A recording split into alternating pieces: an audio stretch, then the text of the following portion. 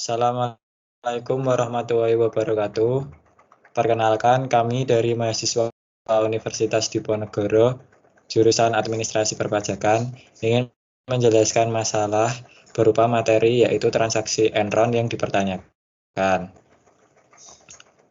Materi ini berkaitan dengan mata kuliah kami yaitu Etika Bisnis dan Profesi. Kelompok kami beranggotakan 6 orang.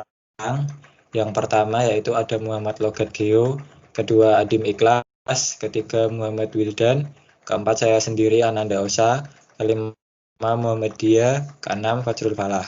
Selanjutnya kita akan masuk langsung ke dalam masalah atau materi.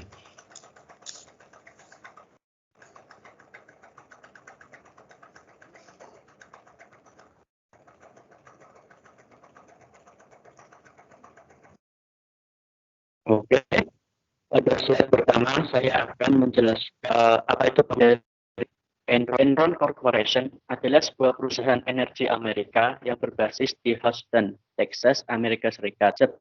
Bangkrutnya pada akhir 2001, Enron mempekerjakan sekitar 21.000 orang pegawai dan merupakan salah satu perusahaan terkemuka dalam bidang listrik, gas alam, kertas, dan komunikasi. Enron mengaku penghasilannya pada tahun 2000 berjumlah 101 miliar dolar Amerika.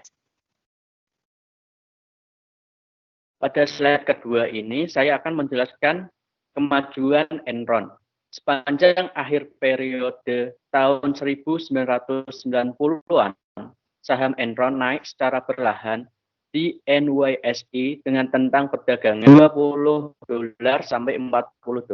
Dalam beberapa bulan awal, milenium baru harga saham Enron melonjak menjadi $70. Didasarkan pada daya apung keseluruhan pasar saham secara umum.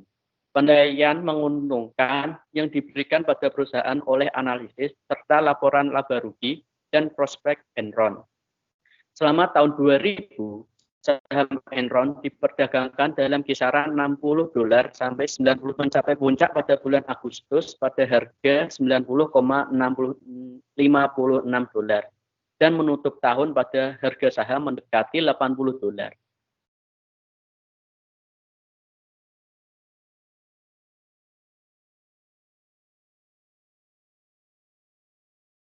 Next.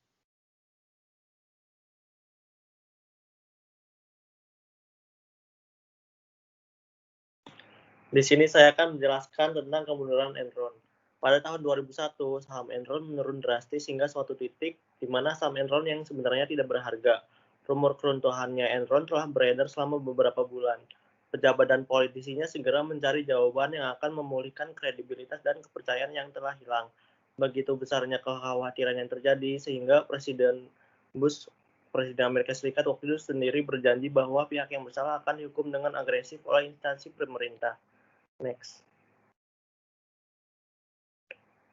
Penyebab kemundurannya Enron yaitu adanya kekurangan integritas yang ada pada budaya Enron berada dalam taraf yang cukup mencengangkan.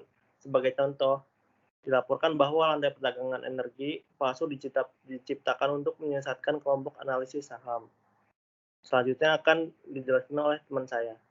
Next.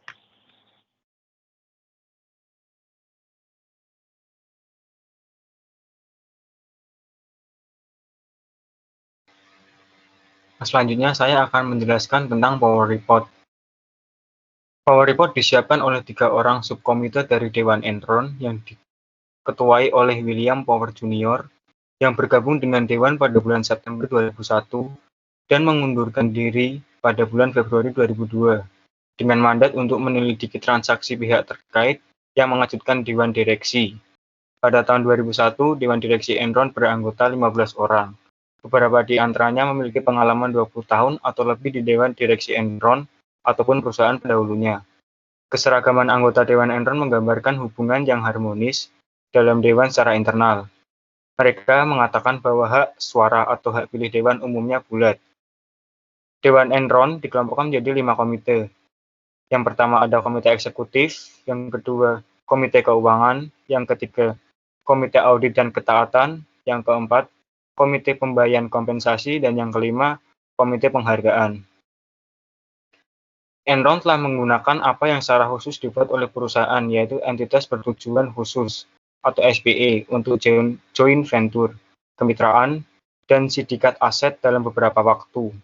Akan tetapi, rangkaian kejadian membawa personal Enron dalam realisasi SPE dapat digunakan secara tidak etis dan ilegal untuk melebih-lebihkan pendapatan dan keuntungan, meningkatkan kas dan menyembunyikan utang atau kewajiban yang terkait, offset atau saling menutupi kerugian terhadap investasi saham Enron pada perusahaan lain, menghindari aturan-aturan akuntansi untuk penilaian saham Enron, dan memanipulasi harga saham Enron sehingga menyesatkan investor dan memperkaya eksekutif Enron yang memegang opsi saham.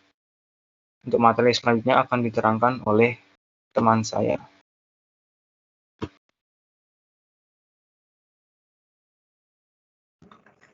Kemudian saya akan menjelaskan temuan Power Report yang lain, yaitu adanya tujuan Enron mencari investor lain yang disebut rekaan atau counterparty.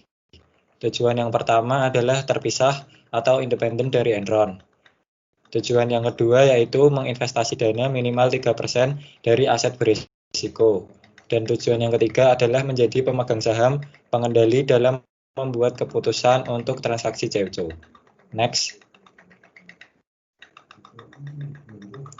Nah, transaksi CFO sendiri adalah yaitu proyek yang dikemukakan oleh Enron. Namun proyek ini tidak bisa menarik investor luar sehingga Enron mensiasati dengan cara memutar dana yang ada di perusahaan dan anak perusahaan.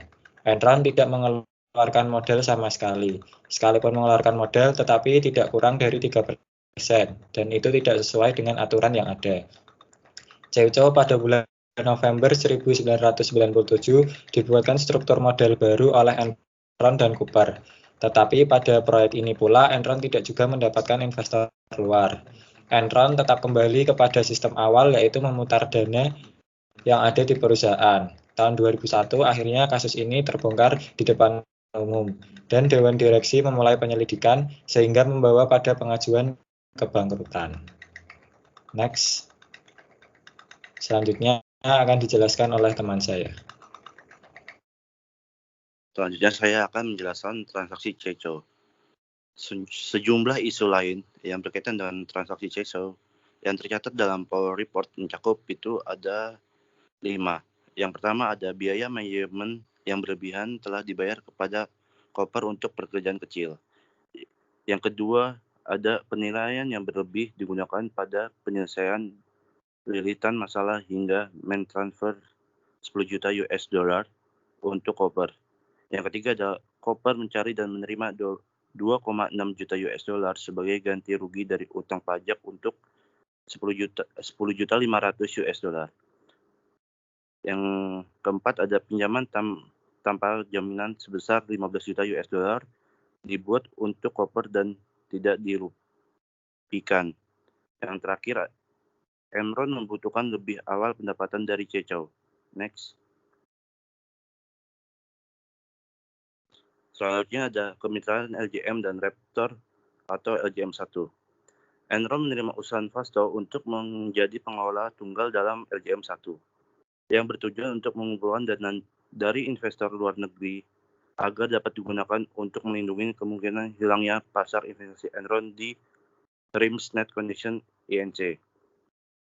LJM1 menandatangani 3 transaksi dengan Enron. Yang pertama ada upaya melindungi nilai posisi Enron dalam RIMS. Yang kedua, pembelian sebagai kepemilikan Enron dalam proyek pembangkit listrik di Belajar. Dan ketiga, pembelian sertifikat dari suatu SPE. Terus LJM1 tidak mendapatkan investasi dari luar. Investasi Enron di RIMS dari nilai 10 juta US dollar dalam 2 tahun menjadi 300 juta US dollar. Dan Enron mencatatkan dalam laporan laba rugi dan pengakuan Enron terhadap kenaikan nilai sahamnya sendiri merupakan pengakuan yang biasanya tidak diizinkan oleh GAAP. Selanjutnya akan dijelaskan oleh teman saya.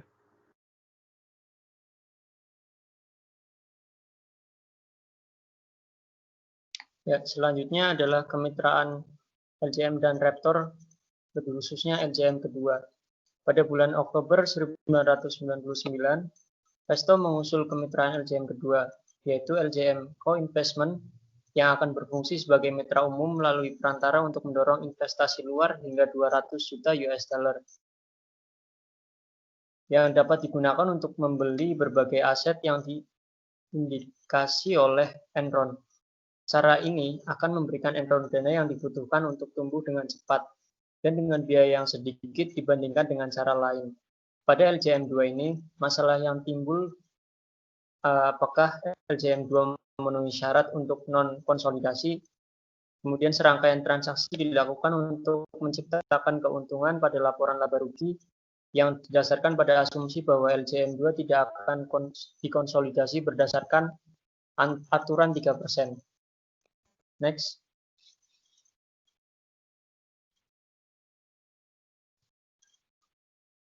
Selanjutnya adalah LJM 2 dan Raptor. Transaksi antara Enron dan LJM 2 yang memberikan dampak terbesar pada laporan keuangan Enron melibatkan 4 SPE yang dikenal sebagai Raptor. Memperluas konsep yang mendasari transaksi return, Enron berusaha menggunakan nilai tertanam dari ekuitasnya untuk mengatasi penurunan nilai tertentu investasi perdagangannya. Next. Berikut adalah penjelasan dan materi terkait dengan masalah yang ada dalam transaksi Enron. Terima kasih dan mohon maaf apabila ada kesalahan. Wassalamualaikum warahmatullahi wabarakatuh.